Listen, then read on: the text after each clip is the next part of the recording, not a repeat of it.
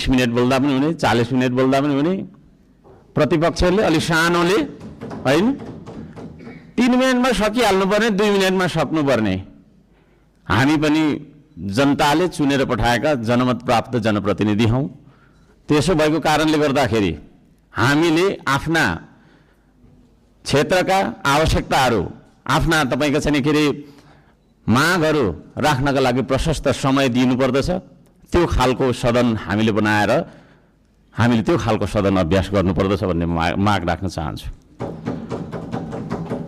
म आफ्नो मनको कथा म यहाँ गाउन चाहन्न।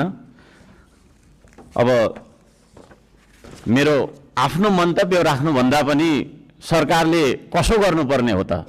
हिजो इतिहासमा हामीले के गर्यौं, कसले के गर्यो, कुन नेताले के गर्यो, कतिको तपाईको हामीले संघर्ष गर्यौं, के गर्यौं भनेर नआवश्यक छ जस्तो मलाई लाग्दैन।